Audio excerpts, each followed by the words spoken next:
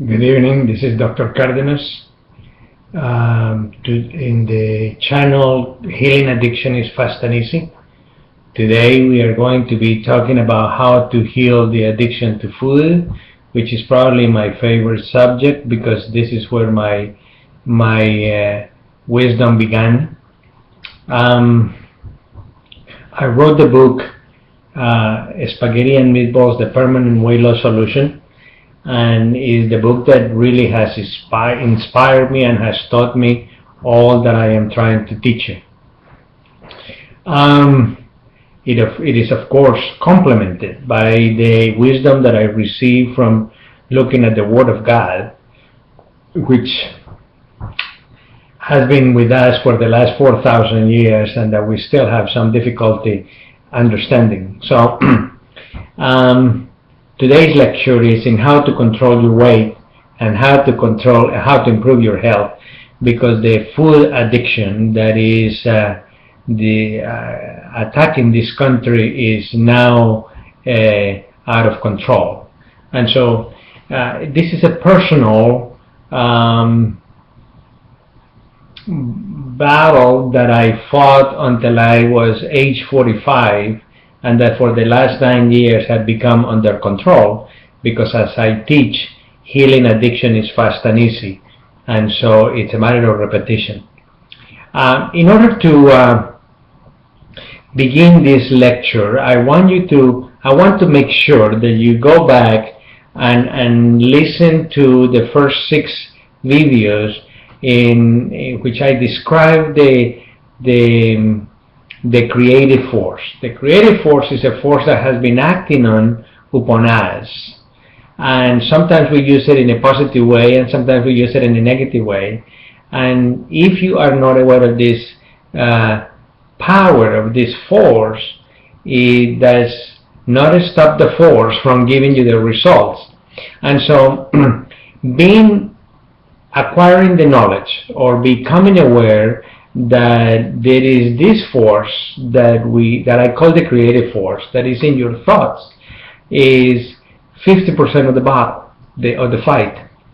The other 50% is learning to control it, and that's what we are trying to do with these videos. In this video and possibly the next video, depending on how well this goes, I am going to teach you to use the creative force in order to control your weight forever. Now, from the creative force, we know that there are 4 steps, and the 4 steps are thought, word, action, and outcome. And so whenever you repeat a thought, whatever thought I repeat, then it's going to become my reality. And so what happens is that one can use this process forward or backwards, because if I know, for example, the outcome, I can predict what the thought is. And if I have a thought and I think about it and I just simply study that thought, I can basically predict the outcome. And it works in that way because the thought and the outcome are similar. They are almost equal, although they are different in substance, if you will. But I don't want to talk too much about that. So what happens is that, for example, if I have a table, that's the outcome, I can basically predict that the carpenter at some point somewhere said, I'm going to make a table. It's just that obvious that the thought and the outcome are equal. So now if I have an obese person, let's say, for example, a person that has a BMI greater than 25%, and that's not very difficult to but by medical terms we consider obese. If the person is obese, one can say that this outcome had to be generated by the thought. And so what happens is that it's very simple to ask an obese person, what thoughts come to your brain when you find yourself undressed in front of the mirror? Well, I've been teaching this for a long time, and I can tell you that most of these people will tell you, I don't have mirrors in the bathroom, I hate what I see, and they give themselves horrible names. So let's make the assumption that a person says, oh, I'm a hippo. Well, if you keep on repeating, I'm a hippo, I'm a hippo, I'm a hippo, then we know that the outcome is going to be this grotesque, big person. And so what is causing that is not the food you eat, is not the lack of exercise, it's just what is causing the outcome, the heavy-set person, is the thoughts that are being repeated that are generating the outcome. Now, I want you to, again, from reviewing the videos 1 through 6, I want you to pay attention to this step, the action step, and this is contained within the lecture, The Cardinal's Law. Because the Cardinal's Law says that your brain will only let you choose the thoughts that fulfill, the actions that fulfill the thought. So if I say, for example, I'm so fat, the outcome is that I'm going to gain weight and become fat. But in terms of the choice of food, if I had to choose between the apple and the brownie, only the brownie fulfills the thought, so I'm going to choose the brownie, which is going to cause me to gain weight. Now, and so my brain may contain the knowledge. I may have the knowledge that eating the brownie is bad for me, but knowledge as a force is a very weak force to control my behavior. The power that mainly controls my behavior is the one called the creative force, which I've been teaching you from the very beginning. So what I want you to do is become thoroughly familiar with that process, because I want you to realize that the solution to being thin is within your thinking at this point. Now, I want to make sure that you understand that it's not the action step that causes the problem. The action is mandated by the thought. Because I know that you know some people that are skinny and thin. You know, they are skinny and thin, and they hate exercise. And you can also find people that are extremely avid sports people and exercise day and night that have a weight problem. In the same way, you have people that eat absolutely horrible diets and they are skinny people. And the same thing, you have people that are absolutely perfect in what they eat and the choices they make and all the amounts that they eat, and they have a weight problem. And so what happens is that most of us, when we begin to diet, when we have a weight problem, we begin to change the action by changing the choices of food and changing the exercise choices, but we have never paid attention to the thought.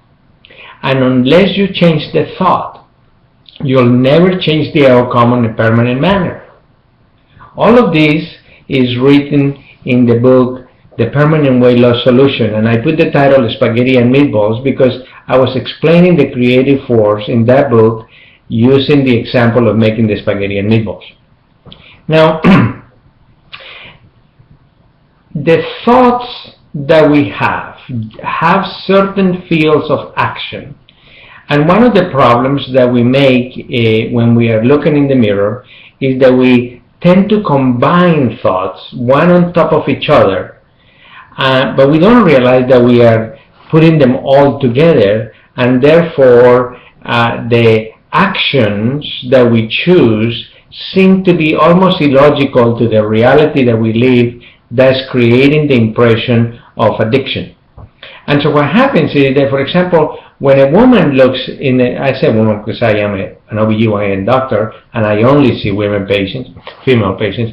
When a woman looks in the mirror and says, for example, I'm a cow, and she repeats the thought, I'm a cow, I'm so huge, I'm big, I hate my this, I hate my that. What happens is that she's talking about the shape of her body. Now imagine that you have the most perfect shape body, muscular tone with the perfect arms, perfect stomach, perfect legs, your weight would not matter. The number that the scale tells you would not matter. But now imagine that you have a woman that is, an adult woman, 5 feet 6 inches, and she's 110 pounds or 100 pounds, that is very skinny, almost only skin and bones. She will also hate it, because what happens is that the weight does not matter to her, the shape does. And so what happens is that most of us complain about our shape, and we don't realize that what we really need to, and we complain about our weight, but what we don't realize is that we need to affect our shape thinking, and the weight thinking will fall off. Now, I want to add, as this is going to be the final point I'm going to make in this video, and in the next video I'll bring you the solution, is that if you look around your room, you may see a table, you may see a chair, you may see a picture, you may see a lamp, and all of those things that make that reality called the room.